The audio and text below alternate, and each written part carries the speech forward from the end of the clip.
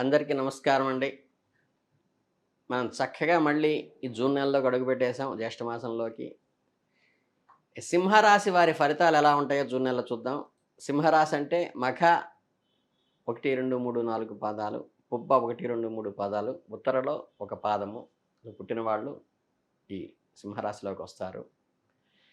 ఈ సింహరాశి వారికి చెందిన వ్యక్తులు సాధారణంగా తమ తేజస్సును, ఆత్మవిశ్వాసాన్ని, నాయకత్వ లక్షణాలని, అందరి దృష్టిని ఆకర్షించేటువంటి బై డిఫాల్ట్ సింహరాశి వారికి ఉంటుంది.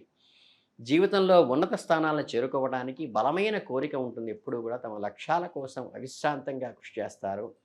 జూన్ 2025 వారికి ఆశించినంతగా అదృష్టాన్ని తీసుకురాకపోవచ్చు.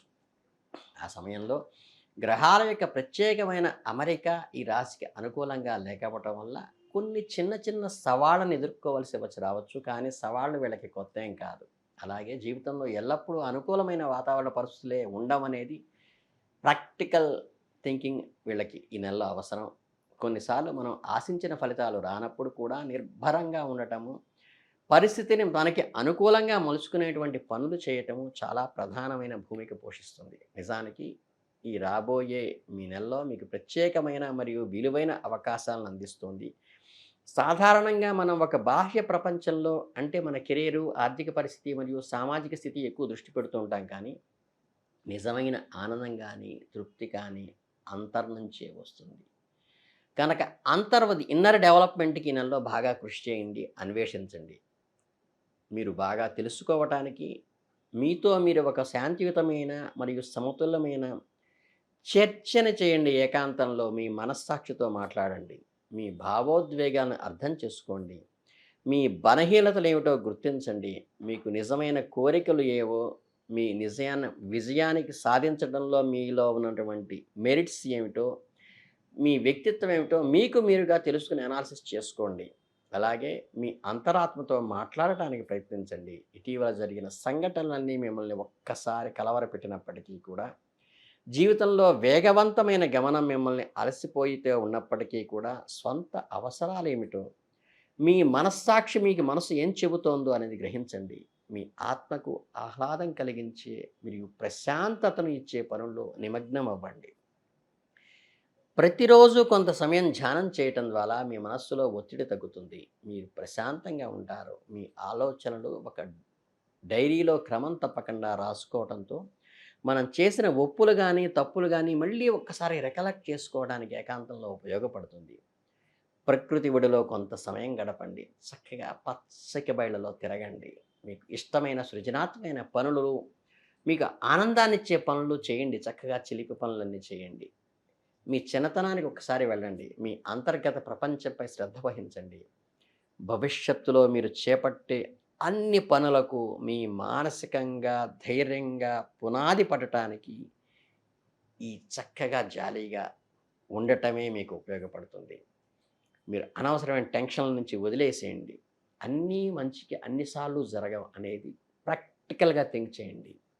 ముఖ్యమైన ప్రాజెక్టులు పని చేస్తుండటం వల్ల ప్రమోషన్ల కోసం చూస్తుండవచ్చు. సమయంలో ఫలితాలు మీకు అంచనాలకు తగ్గట్టుగా రాకపోవచ్చు. బట్ కొత్త ప్రాజెక్టులు ప్రారంభం కావటానికి, మీ కెరీర్‌లో ఒక మలుపు తిరగటానికి, కొన్ని జీవితంలో స్థిరంగా ముందుకు వెళ్ళటానికి ప్రయత్నించండి. మీకు కాస్త విశ్రాంతిని తీసుకోండి. మీరు పూర్తిగా వదిలేసిన పనులు పూర్తి చేయటానికి, మీ కార్యాలయాన్ని మరింత క్రమబద్ధంగా, క్రమశిక్షణతో ముందుకు తీసుకెళ్ళడానికి ప్రయత్నించండి. రోజువారీ బాధ్యతలు క్రమ పద్ధతిలో నిర్వహించండి.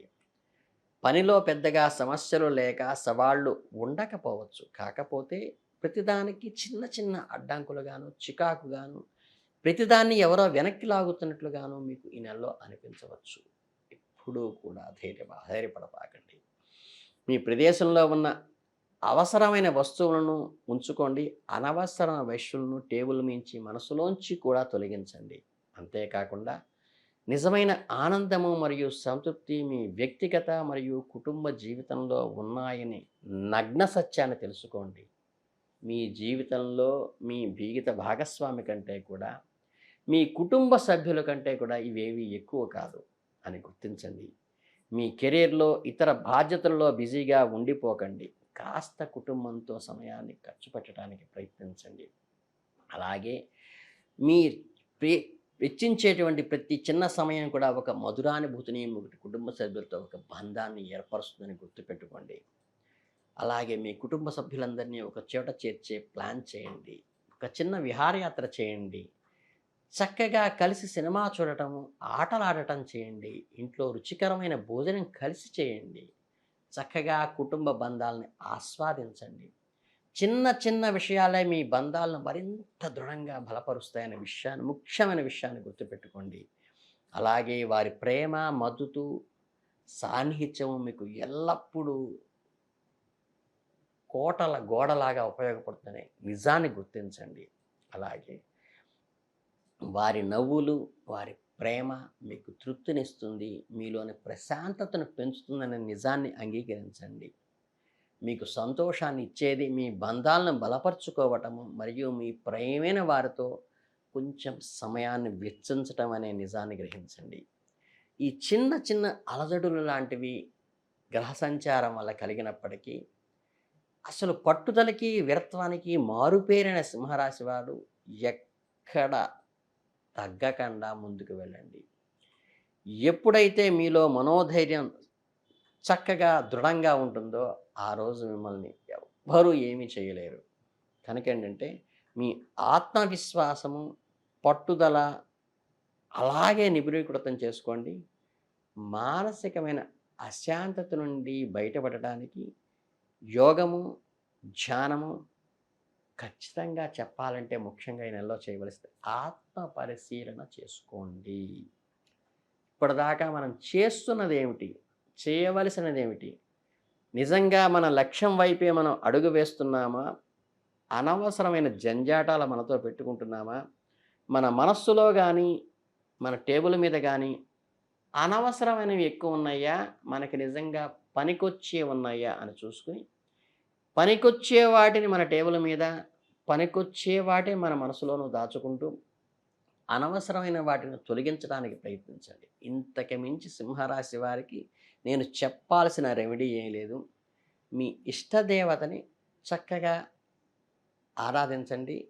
ఉభయ సంధ్యల్లో కూడా ఉదయం, సాయంత్రం కూడా చక్కగా ఇష్టదేవత ఆరాధన చాలు, అంతకుమించి ఏమక్కర్లేదు. ఆత్మ పరిశీలన మాత్రము ముఖ్యము. మనం ఏం చేస్తున్నాము, నిజంగా మన ప్రణాళిక, మనం చేసే పనులు మన విజయం వైపు వెళ్తోందా, మన సంకుచితత్వంతోనూ, మన బద్ధకంతోనూ, అనవసరమైన ఆలోచనలతోనూ మనని మనం నెగిటివ్ చేసుకుంటున్నామా అనేది ఒక్కటి ఆలోచిస్తే సింహరాశి వారు కేవలం ఈ ఒక్క ఆలోచనతోనూ, కుటుంబ సభ్యుల మద్దతు, వారి సలహాలను మనస్ఫూర్తిగా స్వీకరించడంతోనే అద్భుతమైన ఫలితాలు సాధించే అవకాశం ఉంది. కాబట్టి ఈ చిన్న రెమెడీతో సింహరాశి వారు అద్భుతంగా ముందుకెళ్తారని మనస్ఫూర్తిగా కోరుకుంటూ, మీ అందరికీ జ్యేష్ఠమాసం కలిసి రావాలని, జూన్ నెల మీరంతా వృద్ధిలోకి రావాలని సింహరాశి వారికి అభినందనలు తెలియజేసుకుంటూ ధన్యవాదాలు.